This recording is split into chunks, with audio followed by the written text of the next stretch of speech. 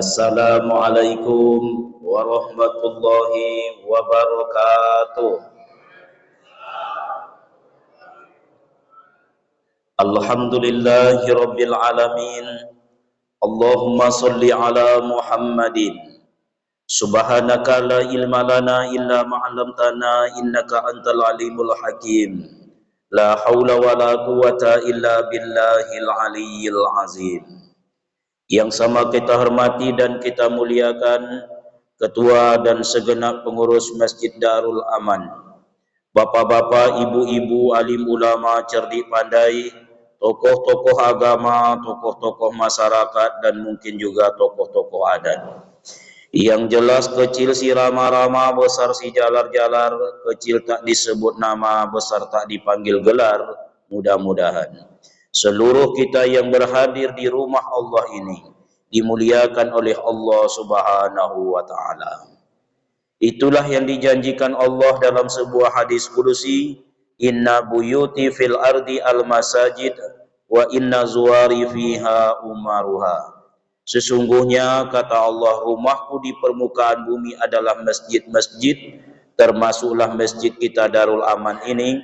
Wa inna zuwari fiha umaruha. Maka yang datang ke masjid, hadir di masjid, duduk dia sejenak dalam masjid, mereka itu tidak sembarang orang. Mereka itu kata Allah tamu-tamuku. Rasul menyuruh kita memuliakan tamu. Man kana yu'minu billah wal yaumil akhir falyukrim daifahu, rawahu Muslim. Siapa yang mengaku dia beriman kepada Allah dan hari kemudian, hendaklah ia memuliakan tamu. Saat ini bapak dan ibu, ayah dan bunda diberi kehormatan oleh Allah menjadi tamu Allah. Tentu Allah lebih tahulah cara memuliakan para tetamunya ini. Alhamdulillah kita sudah selesai melaksanakan solat fardu maghrib secara berjamaah. Solatul jamaati afdolus solatul fazi bisam'in wa isrina darajah. Bahwa solat jamaah yang kita lakukan tadi itu lebih afdol sebanyak 27 derajat ketimbang yang solat maghrib sendirian di rumahnya. Duduk sejenak dalam majelis ilmu. Man salaka tariqan yaltamisu fihi ilman, sahalallahu lahu tariqan ilal jannah. Siapa yang menyempatkan dirinya menempuh sebuah jalan, yang di jalan itu ia dapat pengetahuan, Allah berjanji memudahkan bagi orang itu jalannya menuju surga. Bahkan pada hari ini kita mendapatkan kebaikan, bertambah sedikit banyaknya pengetahuan tentang agama. Rasul menjelaskan, may yuridillahu bihi khairan yufaqihu fid din. Siapa yang diinginkan Allah kebaikan hidup untuk orang itu, Allah pahamkan ia tentang agama. Agama ini baru bisa dipahami kalau kita mau duduk sejenak dalam majelis ilmu.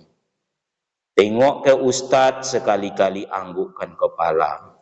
Soal paham atau tidak, nantilah itu Pak. Awak bertambah tua ni bukan bertambah cerdas Pak. Bertambah tua, bertambah tumpu Pak. Jadi kalau ada berjumpa, apa tambah muda, bohongnya itu Pak. Tambah tua, iyo. Apa tambah sehat, itu pun bohong. Tambah banyak penyakit, iyo Pak. Tapi awak ni kan suka berbasa-basi. Mengangguk-anggukkan kepala itu salah satu sunnah sebenarnya. Hadisnya Pak Ustadz, sekarang kan orang butuh dalil. Yasiru wala tu'ashiru, basiru wala tunafiru. Mudahkan urusan orang, jangan kau persulit. Gembirakan orang, jangan ditakut-takuti. Salah satu cara menggembirakan kawan berbicara, tengok sama dia, anggukkan kepala. Sonang hati awak menengok. Kalau bapak ibu menengok ustadz yang ceramah di sini, atau belalak mata, hilang bahan ceramah dibuatnya Pak. Pada pertemuan bulan terdahulu kita sudah membicarakan konsekuensi daripada sebuah dosa. Bahwa tidak saja kita akan mendapatkan konsekuensi, tapi juga jelas tujuan pertama yaitu menjadi orang bertakwa sampai mati tak didapat. bahwa takwa itu selalu dikaitkan dengan kata kematian, wala tamutunna illa wa antum muslimun. Jangan sampai mati kecuali sudah menjadi muslim yang bertakwa. Sekedar mengulang kaji bahwa takwa mampu diperoleh kalau mampu melaksanakan perintah dan sanggup menjauhi yang dilarang. Sebuah pengertian yang sederhana. Sanggup kita melaksanakan perintah Allah, mampu menjauhi larangan Allah, maka sudah sampai ke derajat takwa.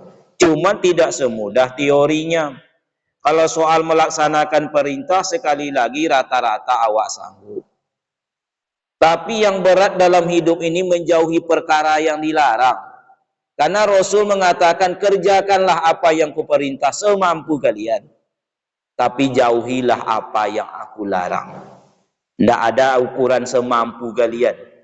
Kalau sempat jauhi yang dilarang, semampu kalian. Lomak wak berbuat dosa, Pak. Semampu kalian. Tidak ada, Pak. Tapi mengerjakan perintah, semampu kalian. Pertemuan terdahulu kita sudah bicarakan dua konsekuensi. Pertama, siap-siaplah menerima azab. Itu kemarin. Baik azab kubur, azab mahsyar, konontah lagi azab neraka. Cukuplah awak mengambil sebuah nasihat Luqmanul Hakim kepada anaknya. Wahai anakku, kerjakanlah dosa itu sejauh kemampuan engkau menanggung azab. Kalau rasanya takkan sanggup, maka cara cepat menghindarkan diri dari azab, yaitu menghindarkan diri dari dosa. Karena seringan-ringannya azab, seseorang yang disuruh memakai sandal dari api neraka, begitu dipakai, menggelegaklah otaknya. Yang kedua, juga sudah kita sampaikan, yaitu siap-siaplah menerima musibah, tapi dalam bentuk azab Allah. Tidaklah semua musibah dalam bentuk azab. Musibah terbagi tiga. Satu, ada musibah dalam bentuk azab. Dua, ada musibah dalam bentuk peringatan. Tiga, ada musibah dalam bentuk ujian. Kenapa berbeda? Berbeda orang yang menerima musibah itu. Kalau yang menerima musibah itu sedang melakukan ketaatan, berusaha bapak ibu itu memaksimalkan ibadahnya dan berusaha menjauhi perbuatan dosa, turun juga musibah, ujianlah namanya. Kalau musibah itu melanda orang yang lalai, kadang rajin, kadang malas, kadang di awal waktu, kadang di akhir waktu, kadang betul-betul menjaga diri dari perbuatan dosa, kadang-kadang sedikit banyak ada ikut saham awak di sana, maka datang musibah, peringatan namanya. Dan yang ketiga, bila dia melanda, inilah yang awak maksud, bila dia melanda orang yang sibuk dengan dosa-dosa, datang musibah, maka itu dalam bentuk azab. Sekali lagi, bila kita buka lembaran Al-Quran, musibah-musibah yang melanda umat terdahulu itu rata-rata dalam bentuk azab. Banjir besar pernah melanda umat Nabi Nuh alaihissalam. Apa dosa yang mereka lakukan sehingga datangnya musibah dalam bentuk banjir? Yaitu perbuatan syirik. Mereka itu menyembah berhala selain daripada menyembah Allah. Dibuatnya berhala itu, lalu mereka berkeliling, Pak. Ullalala illallah, ullalala illallah. Allah tenggelamkan negeri tersebut. Ada yang membahas bahwa apabila sebuah negeri terlalu banyak pula syiriknya, biasanya juga banyak banjirnya. Sekarang Pak Ustadz banyak banjir. Di mana-mana banjir. Apakah banyak syirik? Iya. Cuman syirik sekarang orang tidak lagi menyembah berhala.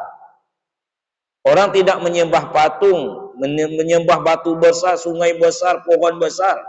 Tidak. Orang hari ini menyembah harta. Orang hari ini menyembah jabatan. Orang hari ini menyembah pimpinan. Sampai mengorbankan perkara agama demi mendewakan seorang pemimpin.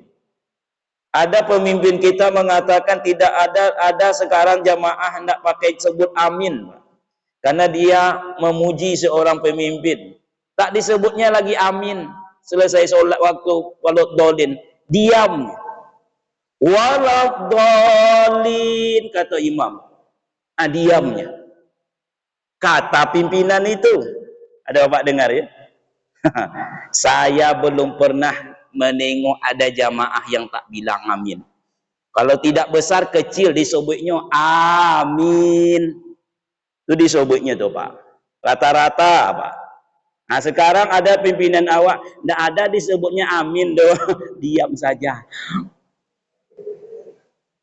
Korban agama lantaran ini, subhanallah. Kalau nak bercanda jangan urusan agama.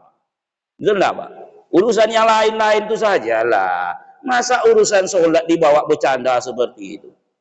Saking simpatinya kepada seorang pimpinan, yang tahiyat sunnahnya adalah pakai telunjuk. Sekarang karena telunjuk ini menunjukkan nomor 1, ada yang begini katanya.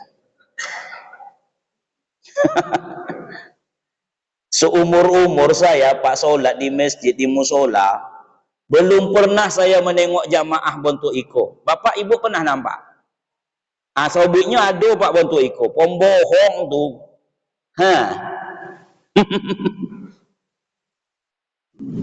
Kalau begini boleh, tentu begitu boleh Pak. Besok orang nomor 5 tentu 5 jarinya nih Pak. Padahal dalam sunnah saja, kalau telunjuk bapak ibu sakit untuk waktu memberikan isyarat tahiyat, tidak boleh ditukar dengan jari yang lain. Telunjuk bapak sakit, umpamanya digigit lebah, atau terpotong atau apa. Jangan Pak tukar dengan jempol Pak. Tidak boleh dong. Tukar dengan tengah apa lain. Potoknya tukar dengan kelingkiang. Ikut sebutnya 2 boleh.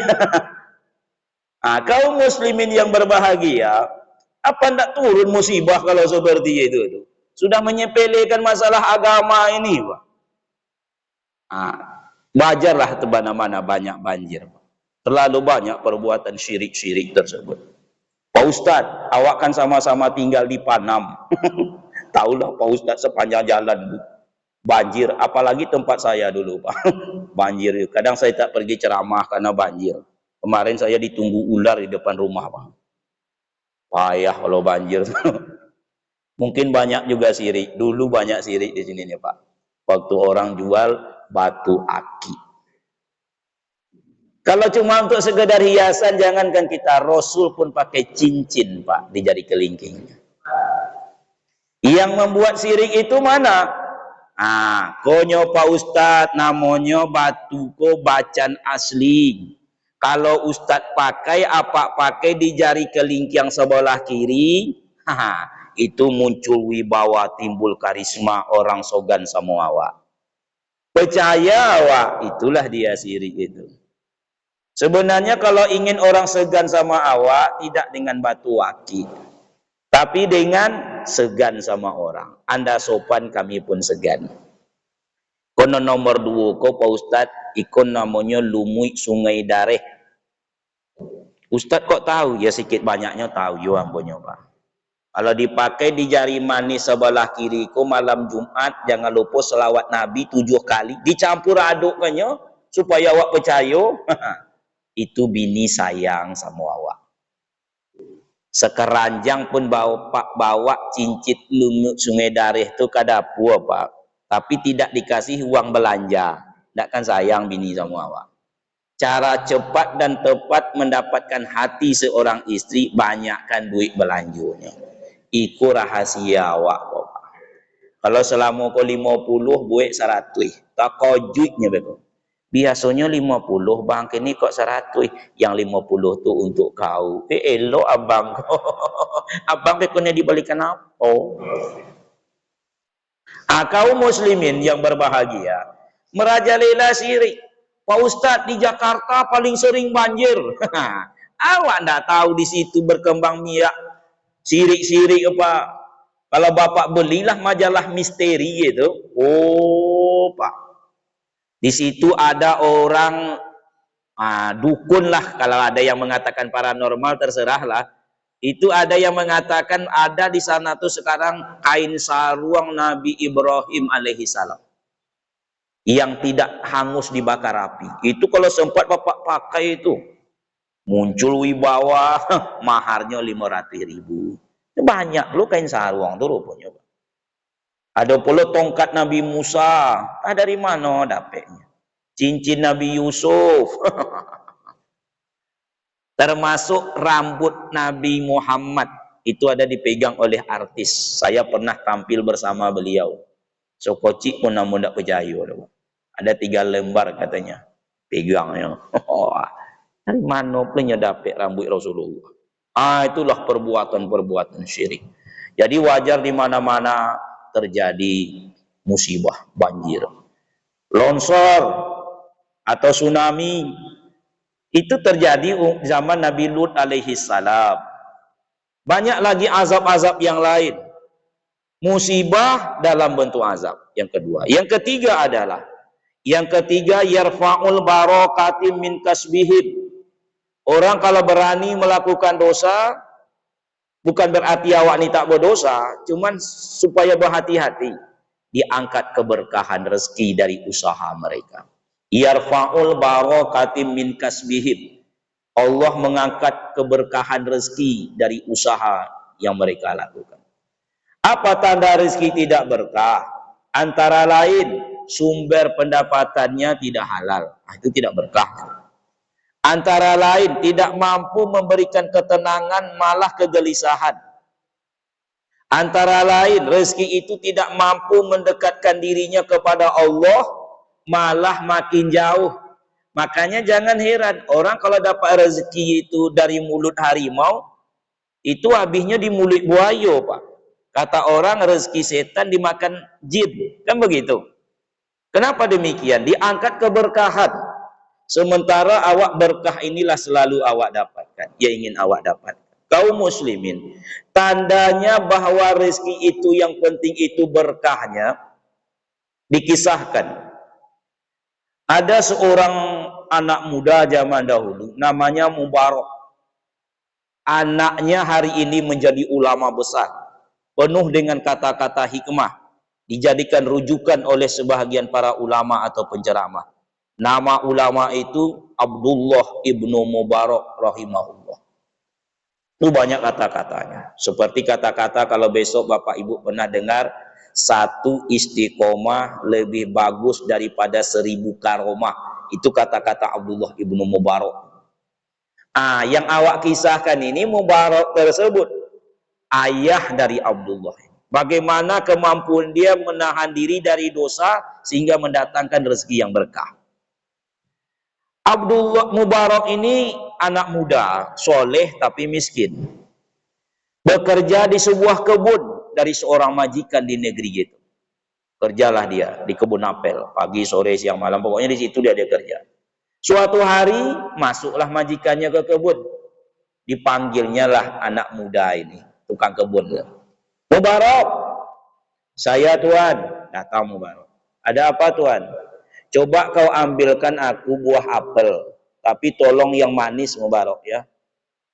Sajikan kepadaku. Baik tuan. Pergilah Mubarak mengambil buah apel itu, dipilihlah tentu mana yang masak, Pak. Karena masak ini kan manis. Nah, ini tuan. Ini buah apel ini masak nih tuan, sudah masak nih. Dimakan oleh tuannya. Ternyata asap, bokori konyang tuannya. Ini asam nih Mubarak, dibuangnya. Coba cari jenis buah apel yang manis. Aku minta yang manis. Baik tuan, baik.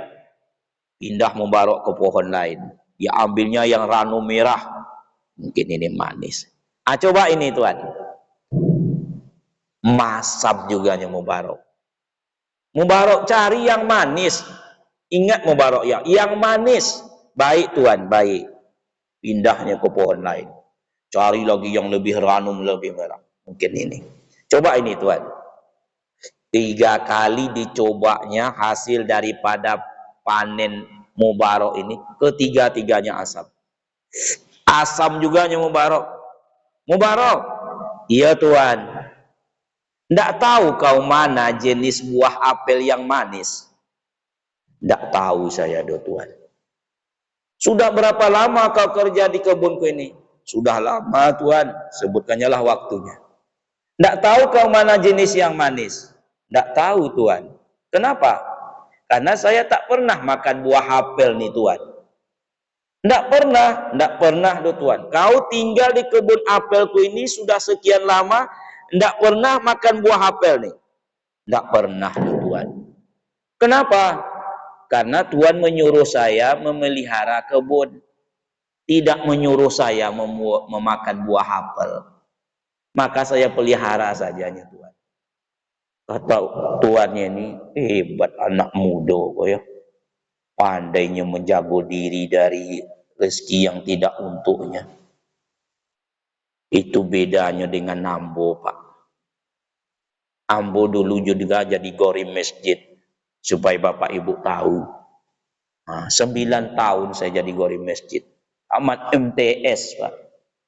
Awak anak yatim piatu dari kampung nak bersekolah. Tinggallah di musola jadi gorib 9 tahun.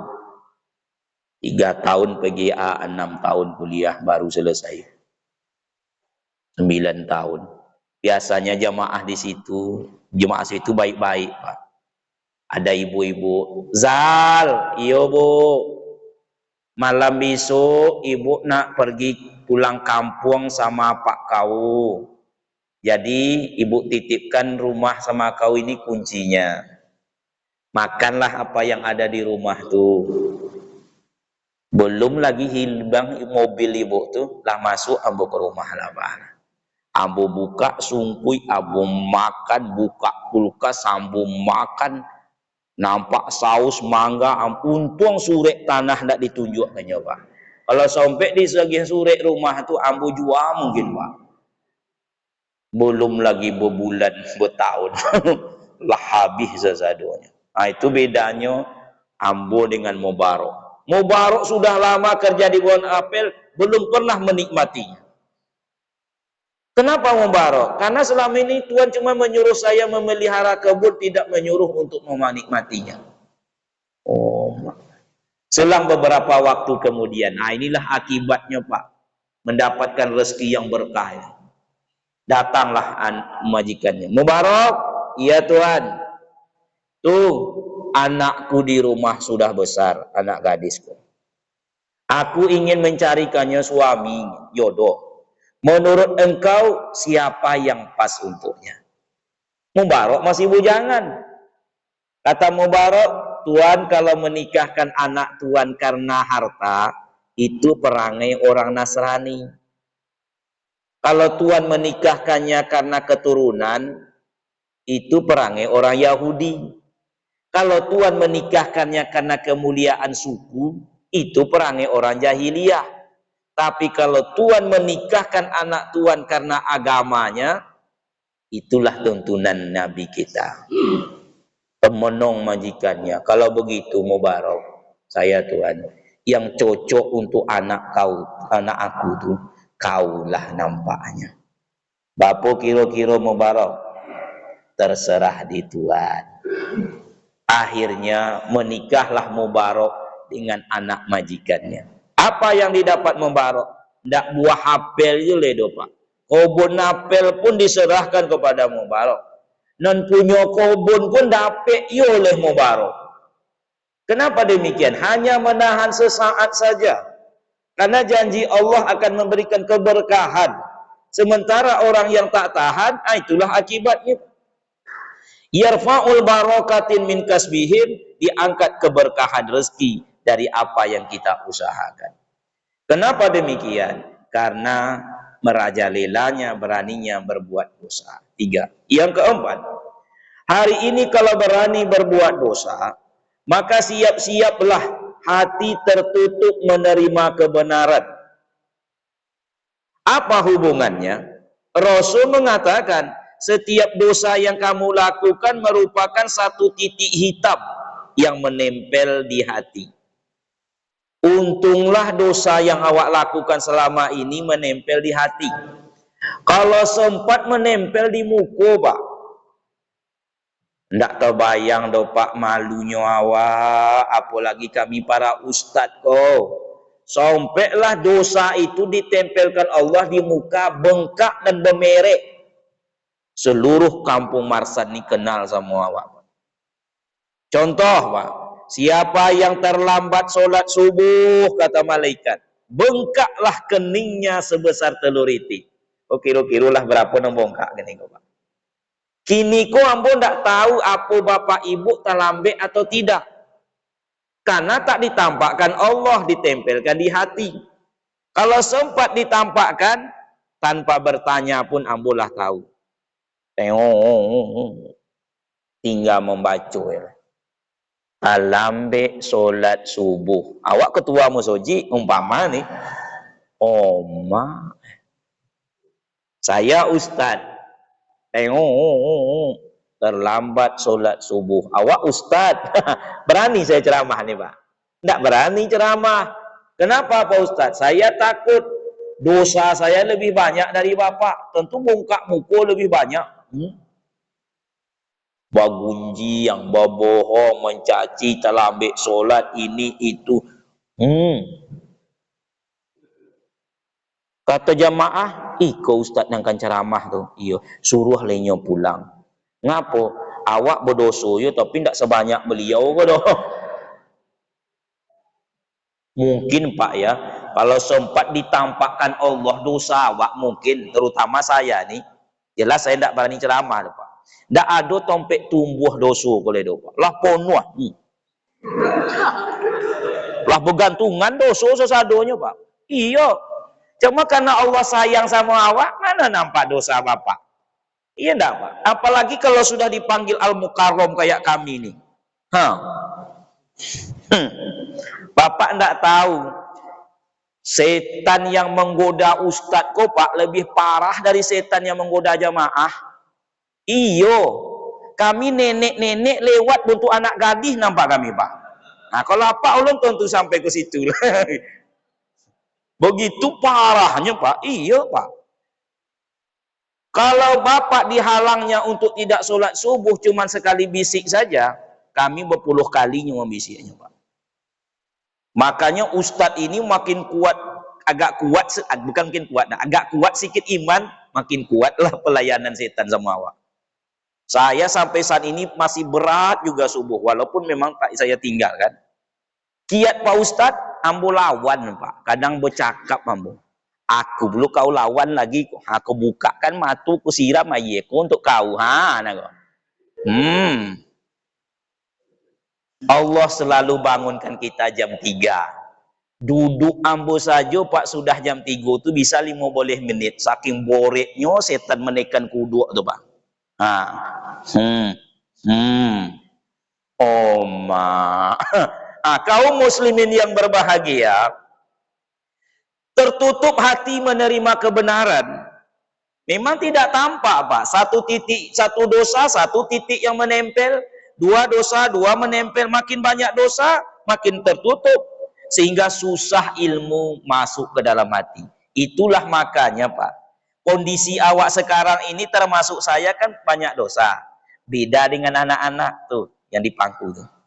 Itu belum ada dosanya tuh Pak. Ini mungkin belum juga, mungkin lagi. Jadi apa yang didengar seperti ini langsung terukir nih Pak. Masuk langsung ke hati. Beda dengan awak. Masih ingat dah Bapak Ibu pelajaran waktu SD dulu? Kenapa begitu ingat?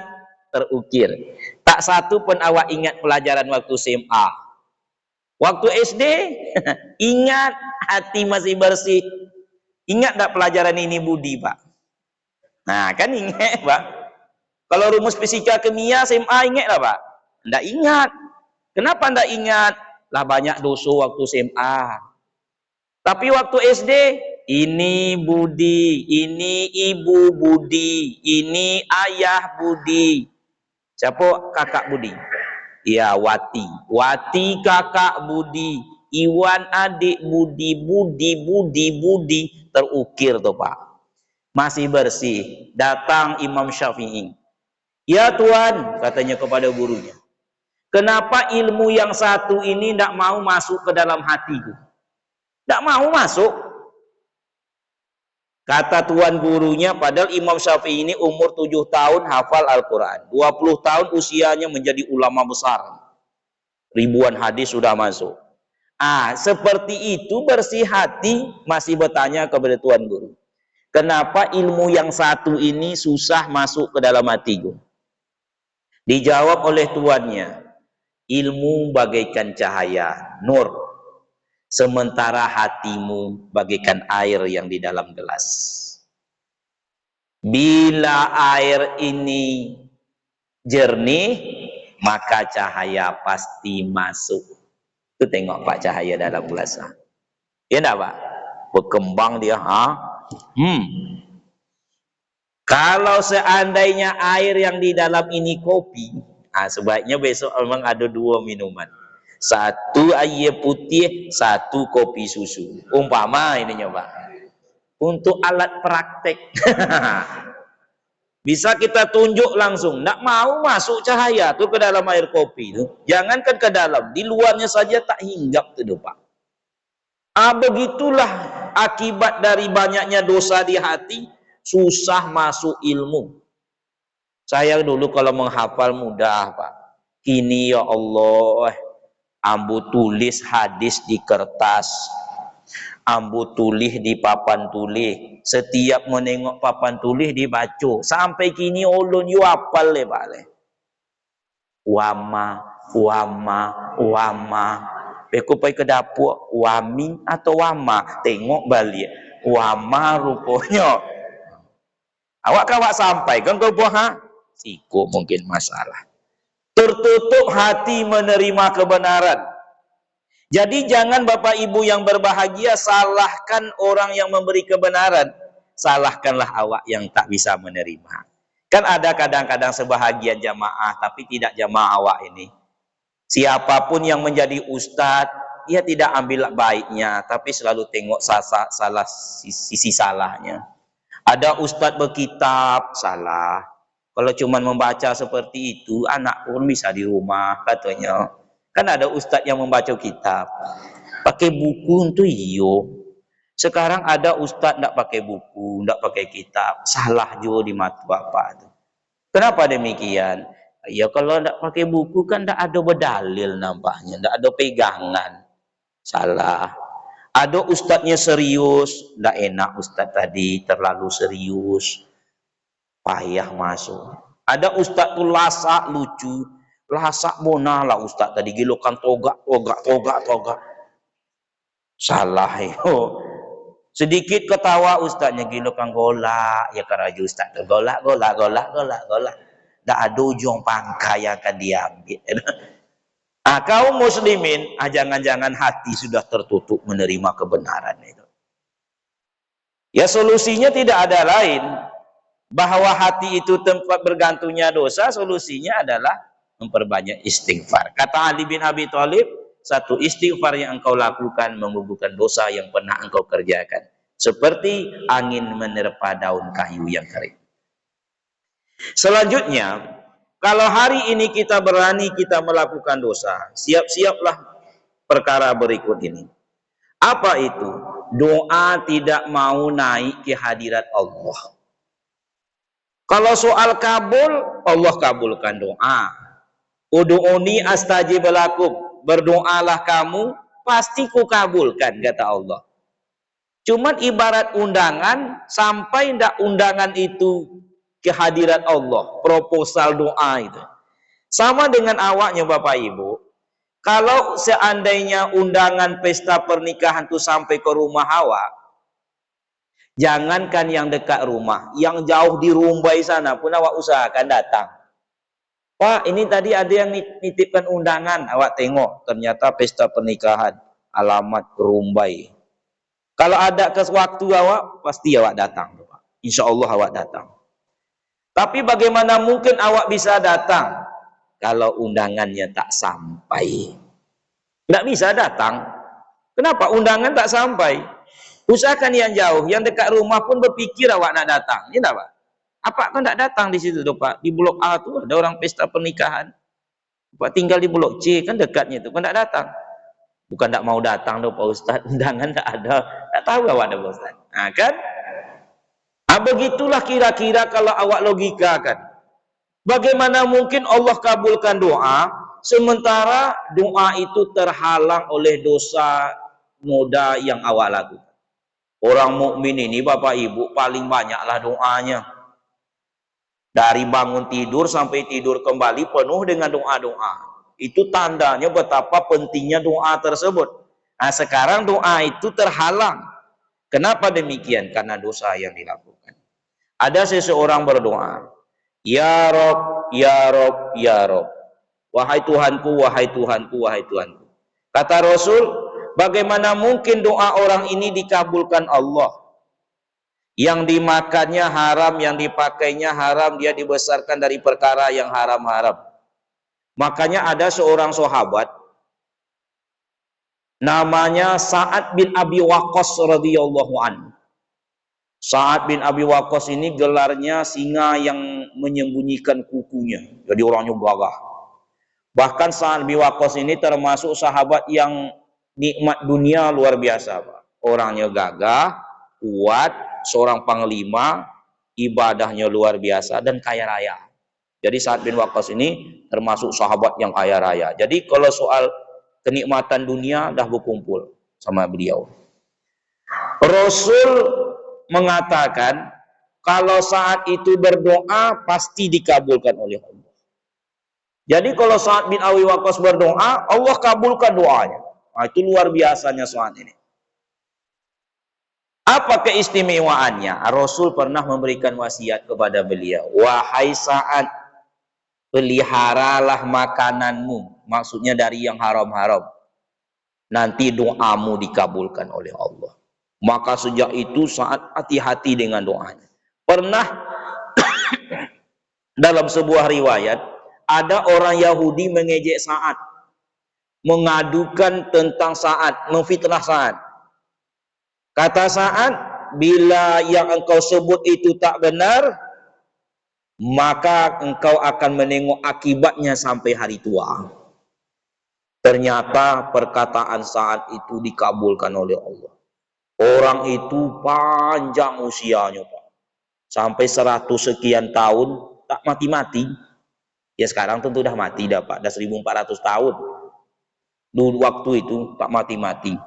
Apa kerja orang itu? Mengganggu orang yang lewat di jalan. Jadi kalau lewat anak gadis di kodenya, gitulah kira-kira. Sweet, sweet. Padahal umurnya lah 100 ya.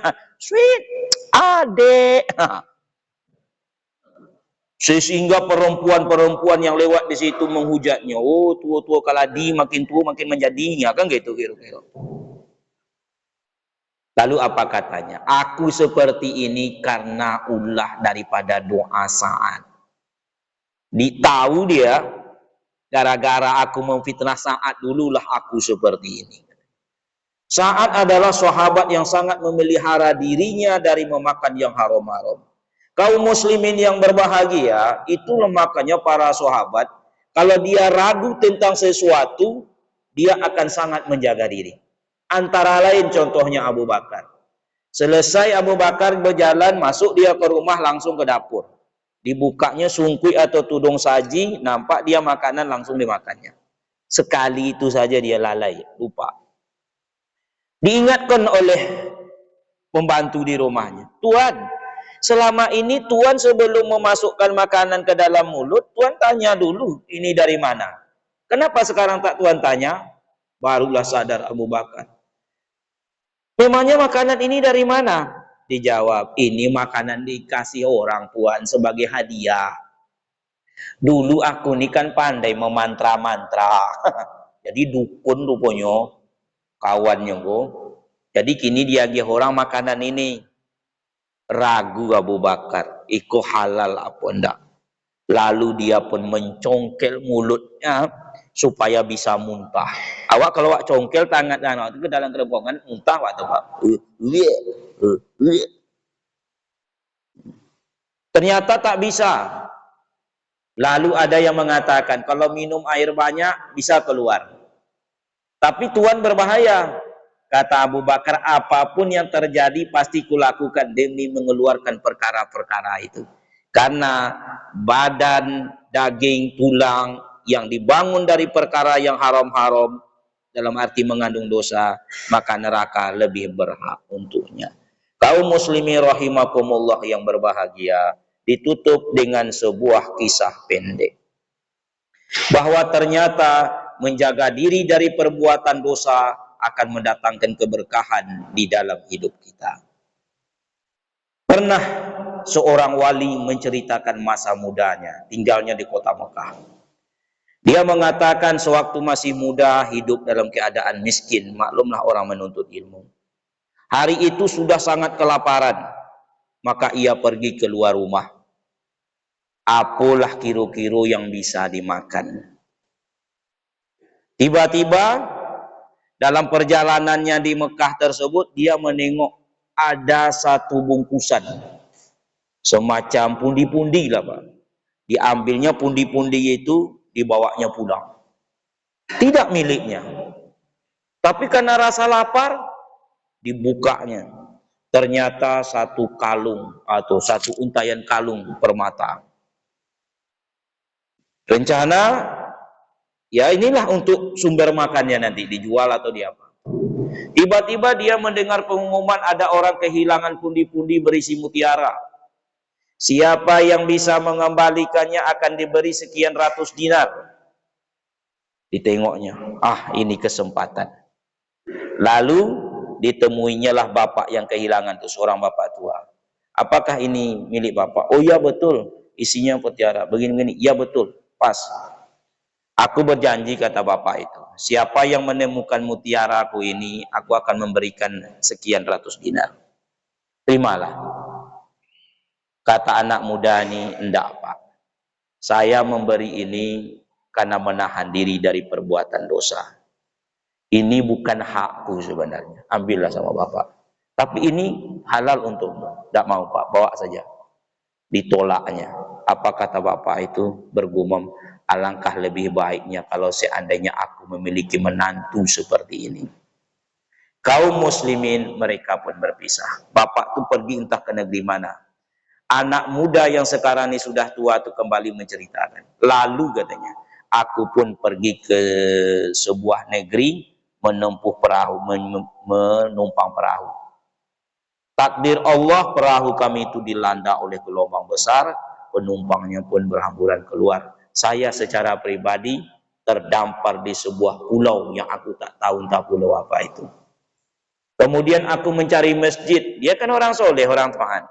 Disitulah aku sholat, disitulah aku azan. Karena mereka mendengar suaraku yang bagus, aku ditunjuk menjadi imam. Kemudian aku membaca Al-Quran, mereka pun tertarik, lalu ditunjuk menjadi guru mengaji. Di situ aku mulai mendapatkan rezeki. Lalu datanglah orang tua di kampung itu. Bagaimana kalau seandainya kami nikahkan dengan seorang anak yatim di sini? Jadi kalau ada anak muda awak di situ nak dinikahkan oleh orang tua awak, elok terima lah Ustaz. Bagaimana nak? Tapi saya cuman guru mengaji, cuman imam, tukang azan di sini, tidak masalah. Kebetulan orang tua dari anak yatim ini punya harta yang sangat banyak, kau bisa mengelolanya. Singkat kata pun dinikahkan. Waktu acara pernikahan kan tengok menengok. Ditengoklah oleh anak muda ini kalung terlilit di leher perempuan itu. Herannya menengok. Kata wali ini, kata masyarakat di sini jamaahnya, Tuan Guru jangan terlalu menengok seperti itu kepada perempuan. Malu kita, bukankah Tuan orang yang paham agama? Dijawab oleh anak muda ini, saya tidak menengok ke perempuan itu. Saya menengok ke kalungnya yang melingkar itu. Kenapa Tuan tengok? Saya rasa-rasa pernah menemukan kalung itu. Memang itu kalung. Saya pernah menemukannya di kota Mekah, milik seorang tua. Mendengar itu, jamaah mengatakan, Subhanallah, Allahu Akbar. Apa yang terjadi? Pemilik kalung itu adalah ayah daripada perempuan ini, Tuan. Dia selalu berangan-angan agar anaknya mendapatkan jodoh seperti jodoh laki-laki yang menemukan kalungnya ini. Itulah doanya kepada Allah. Kalaupun anakku ini dapat jodoh, dapatkanlah jodoh seperti laki-laki yang menemukan kalung itu. Ternyata Tuhan yang menemukan kalung tersebut. Sekarang kalung itu tentu akan menjadi milik Tuhan. Yang punya kalung pun milik Tuhan. Yang punya rumah kalung itu pun milik Tuhan. Hanya menahan sesaat saja dari perkara yang haram, Allah berikan keberkahan hidup. Kaum muslimin, mudah-mudahan Allah memberikan hidayah kepada kita. Di samping kita berusaha melaksanakan ketaatan kepada Allah dan berusaha menjauhi perkara-perkara yang dilarang. Menjadi orang yang tak berdosa tentu tidak mungkin. Tapi dengan mengetahui konsekuensinya, mudah-mudahan kita bisa menghindari, paling tidak mengurangi. Kesempurnaan hanya milik Allah Subhanahu wa taala. Kekurangan kejanggalan berlabuh pada diri manusia. Kepada Allah kita memohon ampunan dan kepada manusia kita wajib saling maaf memaafkan. Kita tutup dengan membaca doa kifarah majelis. Subhanaka Allahumma wa bihamdika asyhadu an la ilaha illa anta astaghfiruka wa atubu ilaik. Assalamualaikum warahmatullahi wabarakatuh.